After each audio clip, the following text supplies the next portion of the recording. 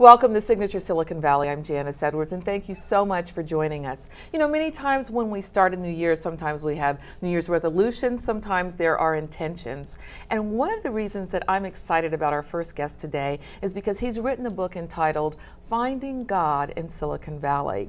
I have a personal confession. I am a woman of faith. I believe in the power of prayer to change things. So it was special for me to have an opportunity to read this. I wanted to share it with you and to invite Skip, who has many successes as a CEO in Silicon Valley, to join us because of this particular journey that he has taken. Welcome, Skip. Thank you for being with us. Janice, thanks so much for having me. I appreciate it, and Happy New Year. Happy New Year. I know, it's exciting. Thank you. It's a blessing to have a new year begin. It absolutely is. Yes. Thank you. Well, let's talk about the book, because one of the things I like in your story, and you have stories from different people here, you have forwards from Brent Jones, former All-Pro 49er, and others, is that you were doing very well, you and your wife were doing very well in Silicon Valley, but something was missing for you. You'd grown up with the Roman Catholic faith, but didn't go to church. What led you to seek God as you were here in Silicon Valley? Well, I had walked away from faith for about 20 years, not intentionally, but it just happened.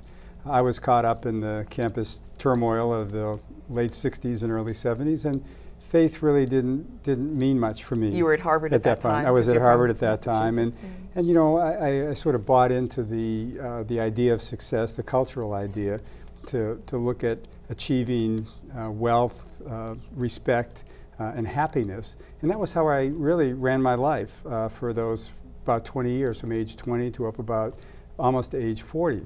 And so that was the center of my life. But as I began to achieve some success while here in Silicon Valley, I was the CEO of a software company. I had a beautiful wife, Jackie, and two lovely daughters.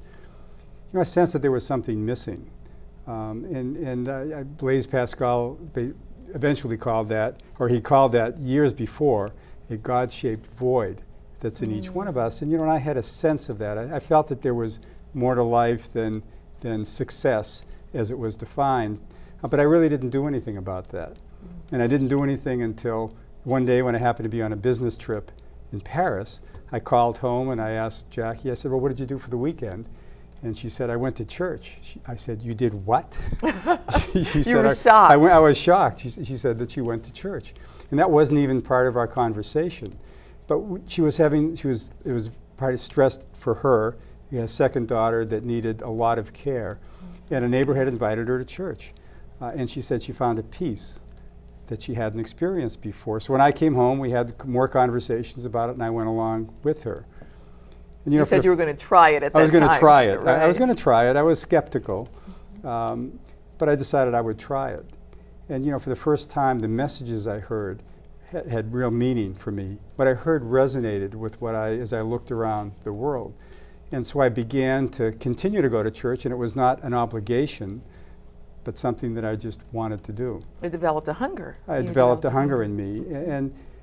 And so, I mean, that's how the journey continued. And I'd say one day after I began attending for a number of weeks, a pastor came up and asked me if I wouldn't mind helping out with children's Sunday school. I think he didn't know exactly what my faith was at that point, but they needed help in children's Sunday school. So I said, sure, I'd be happy to help.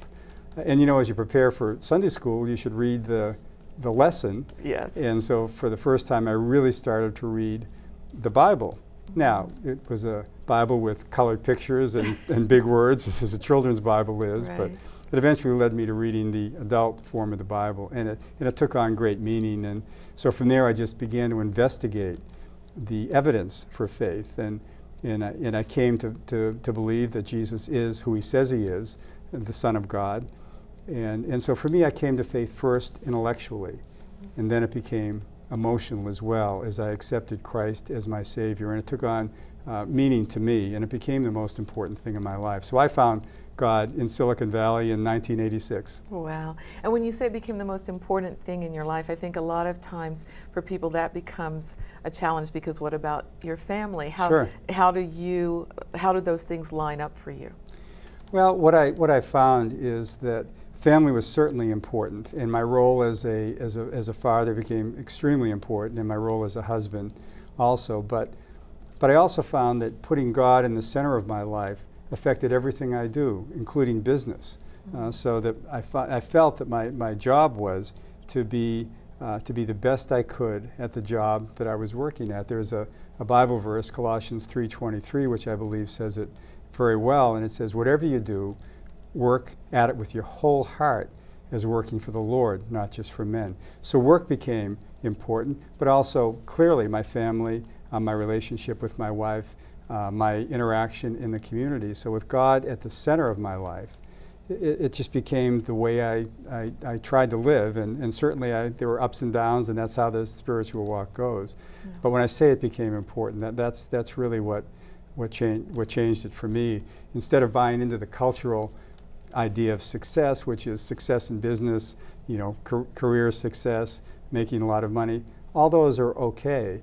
But more importantly, it was living as a child of Christ, and that's what became most important to me. Yes, and you have several stories of others who share Yes. that in the book as well. But how did it affect your business? Because one of the things that you mentioned is that throughout the Bay Area, many people may be skeptics, and then others may have different faiths. So were you able to share your faith, or did you keep that separate from business, even though it was the undergirding of Sure. your business decisions? Well, what happened is I had got a group of men together because it was a challenge to figure out how do you live your faith out day to day in business. Had a group of business people, businessmen, and we began meeting, and we've been meeting for maybe the last 25 years or so. So we would help each other, with issues of faith and work, faith and family, and so on. But it was a challenge. I found every day that I went to work, it seemed like there was another challenge to the faith, to be absolutely honest in advertising, what to do when you may be faced with a layoff in the company. But I would seek out God's will in all that I did.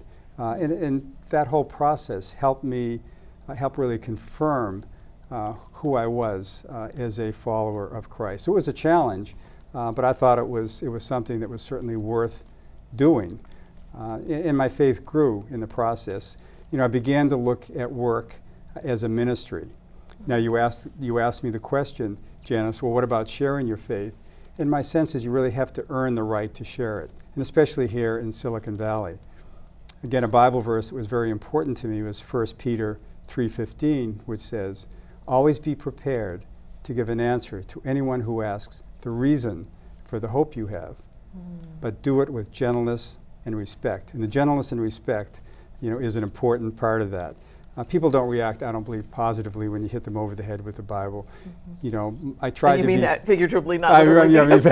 Either way, that wouldn't be a good thing. Right? But if you try to, you try to live out the faith, people may ask you about it. There may be opportunities where somebody is hurting, and you can pray with them about the faith. And I tried to be invitational, get to know people on a personal basis, not necessarily to convert them, but just to get the chance to know them. And inevitably, questions or issues of faith would come up, and that was an opportunity to share.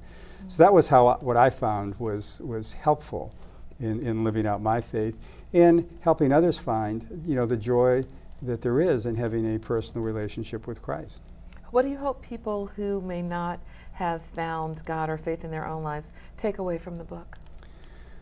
Well, my hope is that people who are curious about faith will be interested in the stories. And I really wrote that was the audience I had in mind. And that was really where I was. I would have said, when I said I had walked away from faith, I would have always said that I believed in God, and I would have called myself a Christian, but didn't really know what that meant. What I found is that there are many people, statistics show that something like 90% of Americans would say that they're spiritual, but not necessarily believing in many different things. I found a real joy in having that relationship with Christ. So my hope is that people who read the book, they'll read stories about leaders in Silicon Valley, leaders who have come to faith. And we learn by stories. That's what Jesus was, of course, the best storyteller. We can argue about philosophy and theology and differ on that, but it's really hard to argue with someone's story, how God's touched them, touched their lives. So that's what I've hoped to do with this book is if people have a chance to read the stories of Silicon Valley leaders who have sometimes struggled. They've found God through sometimes success, adversity, and looking at the evidence for faith. So that's my hope is that it's a book that I think is really quite readable, no matter where you are in your faith journey. Yes, it is inspirational, and like you said, both in the valleys and in the mountains. Well, Skip, Thank thanks you. so much for being with us, and thank you for writing and bringing us Finding God in Silicon Valley. Well, Janice, it's been a pleasure. Thank you so much for having me. Absolutely. Appreciate it. Again, the book is Finding God in Silicon Valley, and that is also the website where you can find out more information about all that Skip does.